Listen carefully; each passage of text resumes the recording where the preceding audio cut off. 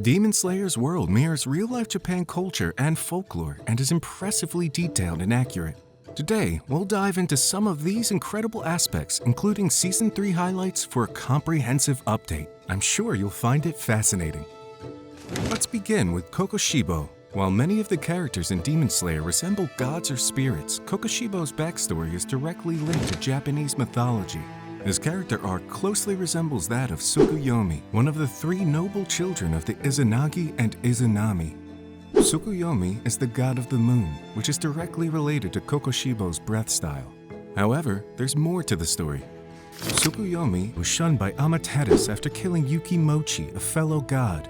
This mirrors Kukoshibo's relationship with his brother, Yoriichi Sugikuni. Both brothers chose vastly different paths and represent opposing elements much like their respective gods in the myth. Moving on to Yoriichi, he is the brother of Kukoshibo and represents Amaterasu, the goddess of the sun and the universe. In Japanese mythology, Amaterasu is one of the most powerful deities and holds a significant role. Similarly, Yoriichi is the originator of breath-style fighting and the strongest demon slayer in history. He serves as a beacon of hope for other demon slayers, much like how Amaterasu is the shining symbol of heaven for her followers. Even though Yoriichi's gender is different from Amaterasu, her influence is evident in his character. And we cannot forget about the Hanafuda earrings that he used to wear representing the fire and sun. Let's discuss Nakime, the demon who plays the biwa and is used to shift demons in the Infinity Castle and anywhere else in the Demon Slayer world holding a great power.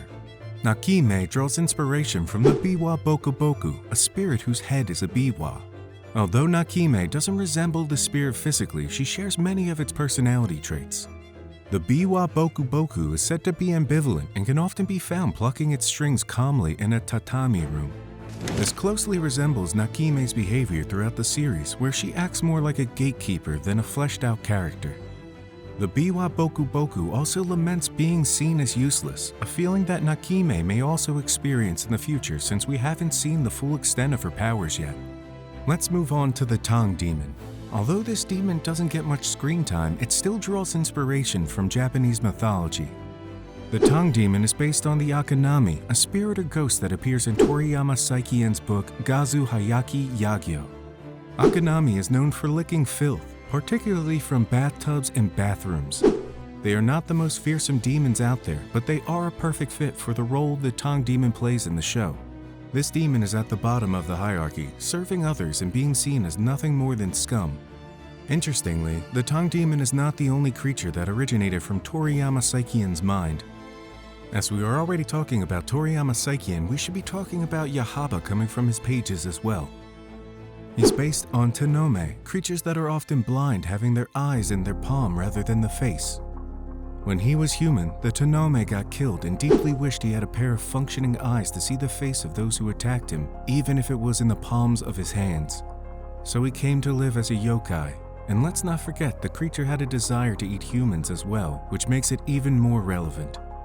They've even made appearances in other forms of media, such as the Pale Man from Pan's Labyrinth and being a boss in the game Cuphead. It's a popular design and one that was altered some for the show, as Yahaba isn't completely blind, but the influences of the Tenome are shown throughout his character. Next on the list is Kyogai, who is based on Raijin, the god of thunder, lightning, and storms in Japanese mythology. Despite his low rank in the demon hierarchy, being based on a god is quite significant. Kyogai's appearance is very similar to Raijin, with both surrounded by taiko drums that are the source of their power. While Kyogai uses different drums to attack his enemies, Raijin uses the drums to create the sound of thunder in the stormy sky. Although their personalities are different, the similarities between Kyogai and Raijin's appearance are uncanny. The next set of characters we'll discuss is the Spider family. In Japanese mythology, there exists a race of spider-like yokai called Tsushigumo. These giant spiders typically reside in caves, forests, and mountains and primarily feed on humans, though they can survive on other animals as well.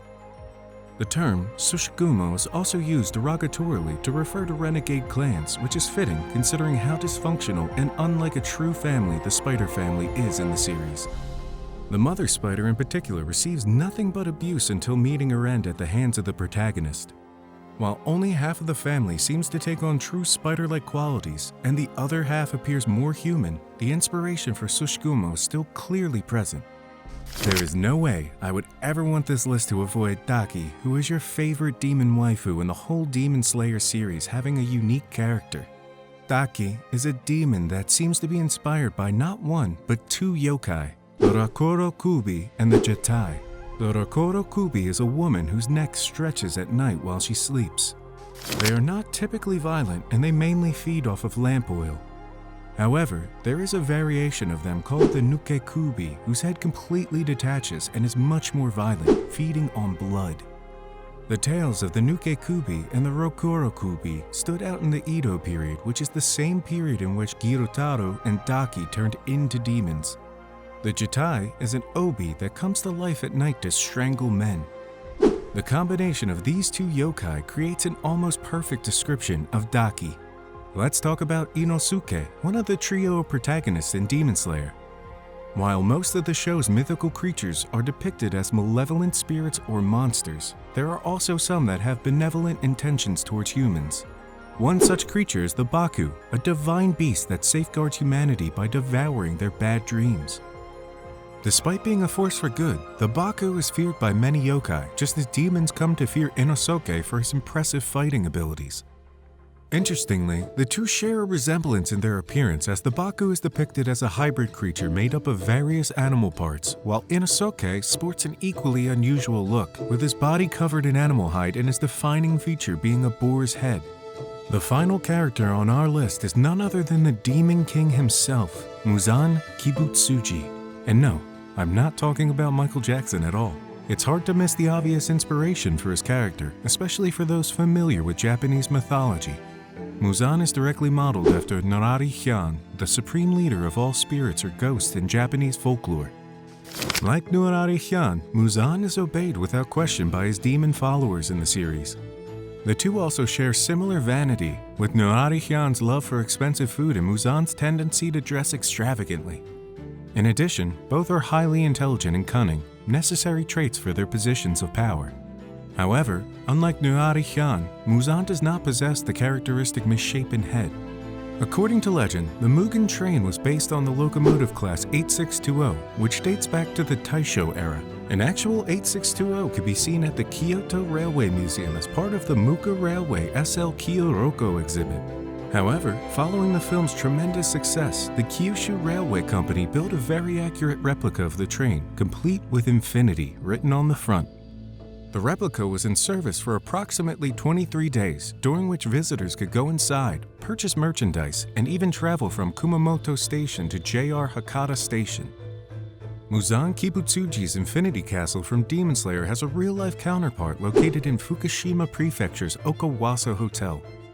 The hotel is a popular Japanese hot spring resort that features an interior design resembling the Infinity Castle from the anime. Upon entering the hotel, guests will feel as if they are stepping into the anime world. Additionally, a shamisen performance is held daily from 4 p.m. to 6 p.m., which resembles Nakime playing her biwa in Infinity Castle in the anime scene. The hotel is surrounded by stunning natural scenery that changes depending on the season.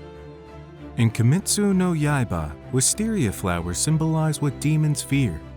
To become a demon slayer, candidates must pass the grueling final selection, which involves surviving a week of wisteria-draped Mount Fuji Kasane while battling hordes of demons.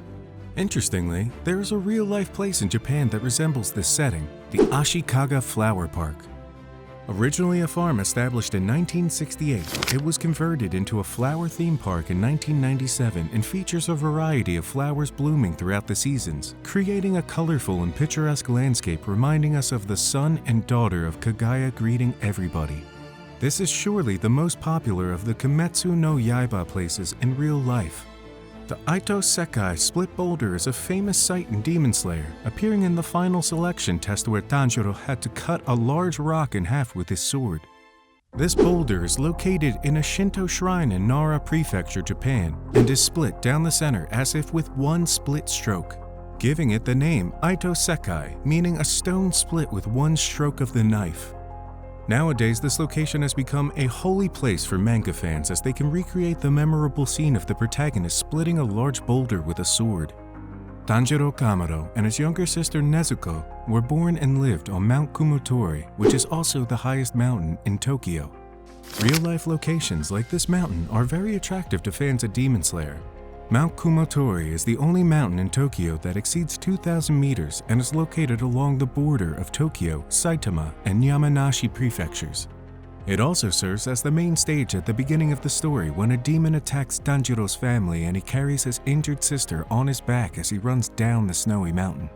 This snowy mountain is actually Mount Kumotori. Then, Asakusa, a well-known tourist destination in Tokyo, serves as the location where Danjiro first encounters Muzan Kibutsuji in Demon Slayer. Despite being a popular attraction, the anime scene does not include the Kaminariman Gate, which features a large red lantern and is the symbol of the Sensoji Temple. This is because the story takes place during the Taisho era, when the gate was destroyed by fire. By visiting Asakusa, fans can experience for themselves the similarities and differences between the real-life location and the anime scene. The Northern Culture Museum is home to a magnificent garden with structures dating back over 250 years, along with numerous engaging activities for visitors. The estate was once owned by the affluent Ito family, who were local farmers. Now open to the public, the garden boasts wisteria vines, making it an ideal real-life reference for the headquarters depicted in the Demon Slayer series. As we wrap up this in-depth exploration of Demon Slayer, I hope it not only enriched your understanding of the series, but also piqued your interest in Japan's captivating tourist spots. There are plenty more exciting videos on my channel, so feel free to delve deeper. Until we meet in the next video, take care.